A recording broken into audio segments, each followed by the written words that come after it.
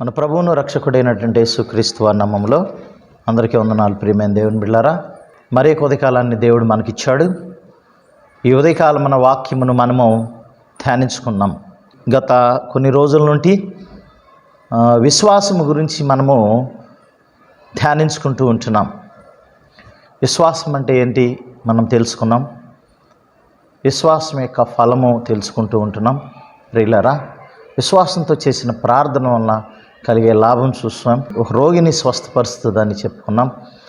మరి అదే రీతిగా ప్రియులారా చూడండి, ఈరోజు ప్రత్యేకంగా విశ్వాసం అనేది భౌతిక సంబంధమైనటువంటి ఆశీర్వాదాలతోనే ఉండిపోకూడదు. భౌతిక సంబంధమైన ఆశీర్వాదాలంటే ఉదాహరణగా ఈ లోకంలో మనము వృద్ధి అవ్వటం, ధన వృద్ధి కానీ, లేకపోతే పేరు ప్రఖ్యాతులు కానీ, లేకపోతే అందరిలో ఒక ఉన్నతమైనటువంటి యొక్క పొజిషన్లోకి మనం వెళ్తాం అనేది ఈ భౌతిక సంబంధమైనటువంటి ఆశీర్వాదాలు. భక్తులు మనం గమనించినట్లయితే భౌతిక సంబంధమైన ఆశీర్వాదాల మీద కాకుండా ఆత్మ సంబంధమైన ఆశీర్వాదాల మీదే వారు ఆధారపడ్డట్లు మనం చూస్తూ ఉన్నాం.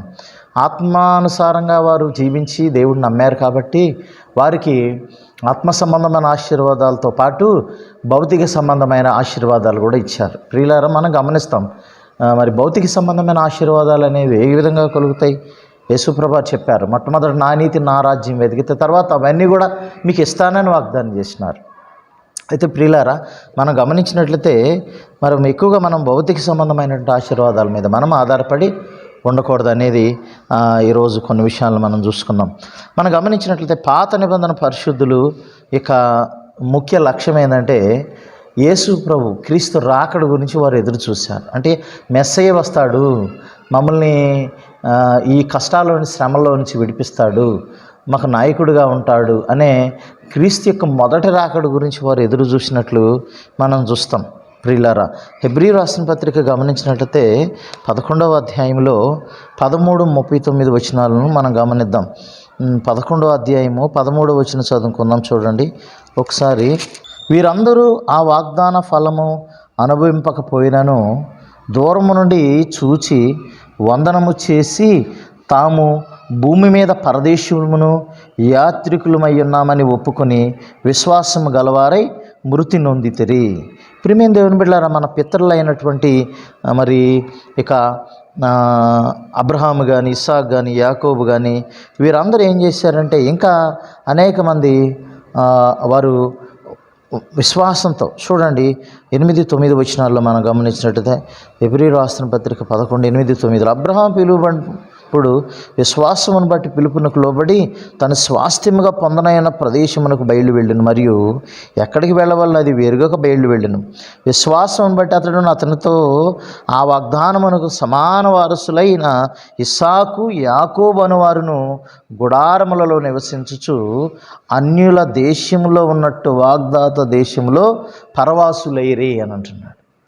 ప్రియమైన దేవుని బిడ్డలారా, వారు ఒక వాగ్దానం అనేది ఉంది. అందుకనే అబ్రహాము విశ్వాసం అనేది చాలా గొప్పది. కాబట్టి అబ్రహాము దేవుని పిలుపుకు లోబడ్డాడు. దేవుడు ఆయన్ని మరి వాగ్దానం చేశాడు. ప్రియులారా, మనం గమనించినట్టయితే దేవుడు ఏం వాగ్దానం చేశాడంటే నక్షత్రాలు చూసి అంత విస్తారమైన సంతానాన్ని ఇస్తానని చెప్పాడు. మరి ఒక్కడనే సంతానాన్ని ఇచ్చాడు. అంటే దానికి ఏంటి? ఏ యొక్క వాగ్దానాన్ని ఆయన ఎదురు చూశాడు? మనం ఒకసారి గమనించినట్లయితే ప్రియులారా, రోమీయులకు రాసిన పత్రిక చూద్దాం తీయండి. రోమీయులకు రాసిన పత్రిక 4వ అధ్యాయం 17-18 వచనాలను మనం గమనించినట్లయితే తాను విశ్వసించిన దేవుని ఎదుట అనగా మృతులను సజీవులుగా చేయవాడును లేని వాటిని ఉన్నట్టుగానే పిలుచువాడైన దేవుని ఎదుట అతడు మనకందరికీ తండ్రి అయి ఉన్నాడు. ఇందును గూర్చి నిన్ను అనేక జనములకు తండ్రినిగాను నియమించితిని అని వ్రాయబడి ఉన్నది.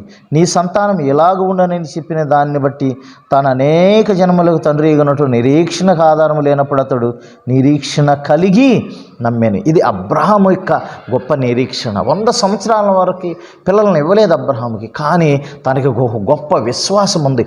దేవుడిస్తాడు అనేటువంటి ఆ గొప్ప విశ్వాసానికి నమ్మాడు.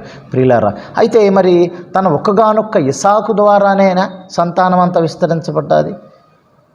ఇజ్రాయేలీలు కొద్దిమంది మనం చూస్తాం. ఈరోజు ఆత్మీయమైన ఇజ్రాయేలు అనేక దేశాలు, అనేక నేషన్స్, అనేక జాతుల వారు, అనేక ప్రాంతాల వారు ఈరోజు దేవుని నమ్మి మరి విశ్వాసులయ్యారు. జక్కయ్య ప్రభుని నమ్మినప్పుడు ఇతడు కూడా అబ్రహాము కుమారుడే అని ప్రభువారు సాక్ష్యమిస్తారు యేసయ్య. అనగా విశ్వాస సంబంధులు మాత్రం అబ్రహాము యొక్క కుమారులుగా పిలువబడుతూ ఉన్నారు. అనగా ప్రపంచంలో ప్రతి విశ్వాసి కూడా అబ్రహాము కుమారుడిగా, మరి అబ్రహాము వారందరికీ జనకుడుగా లేకపోతే తండ్రిగా, విశ్వాసులకు తండ్రిగా ఉన్నట్లు మనం చూస్తూ ఉన్నాం. ఆ వాగ్దానాన్ని ప్రభువారు అబ్రహాంతో చేశాడు. కాబట్టి ప్రియులారా, మరి పాత నిబంధన భక్తులు అందరూ కూడా మనం గమనించినట్టే వారు మొదటి రాకడ గురించి చూశారు. మరి కొత్త నిబంధన అటువంటి విశ్వాసాలు మనం గమనించినట్టే క్రీస్తు యొక్క రెండవ రాకడ గురించి వారు ఎదురు చూస్తూ ఉన్నారు. ఒకసారి 2 పేతురు 3వ అధ్యాయం మనం గమనించినట్టే 2 పేతురు 3వ అధ్యాయము 4, 9, 13 వచనాలు చదువుదాం. 4వ వచనం చూద్దాం. ఆయన రాకడను గూర్చిన వాగ్దానం ఏమాయను? పితరులు నిద్రించినది మొదలుకొని సమస్తమును సృష్టి ఆరంభన ఉన్నట్టే నిలిచి ఉన్నదే అని చెప్పుదురని మొదట మీరు తెలుసుకొనవలెను. తర్వాత 9వ వచనం చదువుకున్నట్టే, కొందరు ఆలస్యమని ఎంచుకున్నట్లు ప్రభు తన వాగ్దానముల గురించి ఆలస్యం చేయవాడు కాడు, కానీ మారు మనసు పొందవాలని కోరుచు మీ ఎడల దీర్ఘశాంతము గలవాడై ఉన్నాడు అని అంటున్నాడు. 13వ వచనం కూడా చదువుకుందాం. అయినను మనం ఆయన వాగ్దానం బట్టి కొత్త ఆకాశము కొరకును కొత్త భూమి కొరకును కనిపెట్టుచున్నాము, వాటి యందు నీతి నివసించును అంటున్నాడు. ప్రియులారా, కాబట్టి ఇక్కడ మనం గమనించినట్టయితే కొత్త ఆకాశం కొరకు, కొత్త భూమి కొరకు వారు వాగ్దాన భూమి కొరకు ఎదురు చూశారు. ఇది కొత్త నిబంధన యొక్క విశ్వాసాల యొక్క వాగ్దానం కోసం ఎదురుచూపు. మొట్టమొదటి రాకడ కొరకేమో పాత నిబంధన విశ్వాసులు ఎదురు చూశారు. రెండవ రాకడ కొరకేమో కొత్త నిబంధన విశ్వాసులు ఎదురు చూస్తూ ఉన్నారు. వారు వాగ్దాన ఫలము దూరం నుండి చూశారు, కానీ వాగ్దాన ఫలం అనుభవింపలేకపోయారు. అనగా కానాను దేశాన్ని వారు అందరూ చేరలేకపోయారు. కానీ ప్రియులారా, ఈరోజు మనం క్రీస్తునందు విశ్వాసం ఉంచాం కాబట్టి ఖచ్చితంగా పరలోక సంబంధమైన వారసులుగా మనము ఉండబోతున్నాం. ఎందుకంటే ఆ కొత్త ఆకాశం కొరకు, కొత్త భూమి కొరకు మనం అక్కడ నివసించడానికి మీద ఎదురు చూస్తూ ఉన్నాం. కాబట్టి ప్రియులారా గమనించండి, మరి దేవుడు అబ్రహామును కూడా ఆశీర్వదించాడు, అబ్రహామును కూడా దీవించాడు ఈ భూమి మీద సిరి సంపదలతో. అయితే ఈ సిరి సంపదల మీద అబ్రహాం ఏం మనసు పెట్టలేదు, కానీ మరి దేవుడు ఏ వాగ్దానం, దేనికి శిల్పి నిర్మాణకుడై ఉన్నాడో ఆ పునాదులు కలిగిన పట్టణం కొరకు అబ్రహాం ఎదురు చూశాడని ప్రియులారా ఇక్కడ హెబ్రీలకు వ్రాసిన పత్రికలో తెలియజేస్తూ ఉంది. కాబట్టి భక్తులందరూ కూడా వారు దేవుని దగ్గరికి వెళ్ళాలని ఒకే ఒక విశ్వాసము, నిరీక్షణ వారికి ఉంది. మనం గమనిస్తాం. ఇక విశ్వాస వీరుల లిస్టులో చూసినట్టు ప్రియులారా 5వ వచనం 11వ అధ్యాయము హెబ్రీయులకు రాసిన పత్రిక 5వ అధ్యాయం 11వ అధ్యాయం 5వ వచనం, విశ్వాసమును బట్టి ఆనోకు మరణము చూడకుండానట్లు కొనుపోబడెను, అతడు కొనుపోబడక మునుపు దేవునికి ఇష్టడై ఉండెనని సాక్ష్యం పొందిన, కాగా దేవుడు అతన్ని కొనిపోయాను కనుక అతడు కనబడలేదు అంటున్నాడు. సో తన విశ్వాసం ద్వారా దేవుడితో దాదాపు హానోకు 300 సంవత్సరాలు నడిచాడండి. మరి తర్వాత ఆయన్ని దేవుడు కొనిపోయాడు. సో కాబట్టి మరి దేవునితో ఉండే అనుభవం విశ్వాసంతో మనకు కావాలి. ఈ లోకంలో ఉన్న ప్రతిదాన్ని విశ్వాసంతో మనము శోధనలు జయించాలి, విశ్వాసంతో ముందుకెళ్ళాలి. మన నిరీక్షణ ఏంటి? పరలోక రాజ్యం. దాని మీదే మనం దృష్టించాలి. భూ సంబంధమైన ఆశీర్వాదాలు ఆటోమేటిక్గా వచ్చేస్తాయండి అవన్నీ. కాబట్టి భూ సంబంధమైన ఆశీర్వాదాల కొరకే దేవుడిని నమ్ముకోవద్దు.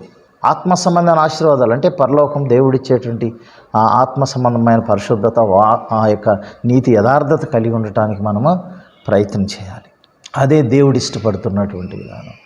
కొందరు ఏం చేశారు? వాగ్దాన ఫలం అనుభవించలేకపోయారు, విశ్వాసాన్ని మధ్యలోనే కోల్పోయారు.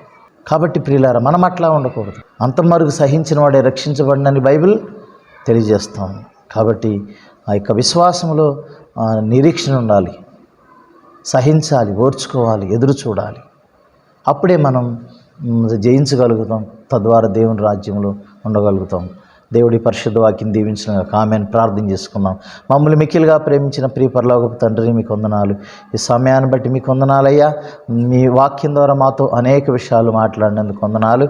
ఆయన విశ్వాసంతో నిజంగా భక్తులు నాయన ఇదిగో మీ సన్నిధిలో చేరుకోగలిగారు. వారి యొక్క అంతిమ ధ్యేయం దేవుని రాజ్యానికి వారసులు కావటమే. ప్రభువా మీకు వందనాలు, స్తోత్రం. ఈ లోకంలో వారు మేము యాత్రికం పరదేశులం అన్నారు నాయన, అనగా పరమందు మాకు ఒక రాజ్యం ఉన్నదని పాత నిబంధన సంబంధించిన విశ్వాసులు నమ్మారు. కొత్త నిబంధన సంబంధించిన విశ్వాసులు కూడా వాగ్దానం కోసం ఎదురు చూస్తూ ఉన్నారు.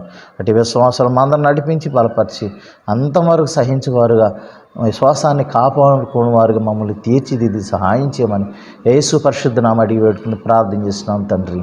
ఆమేన్. మన తండ్రి అయిన దేవుని ప్రేమ, ప్రభువైన యేసుక్రీస్తు వారి కృప, పరిశుద్ధాత్మని సహవాసం ఇక్కడ చేరి మనకును సకల పరిశుద్ధులకును ఎల్లప్పుడూ తోడే నడిపించునుగాక. ఆమేన్. అందరికీ వందనాలు ప్రియులారా. మరీ కొద్ది కాలాన్ని కలుసుకుందాం. అప్పటి వరకు దేవుని కృప దయ కనుక మీ మీద ఉండునుగాక. God bless you all.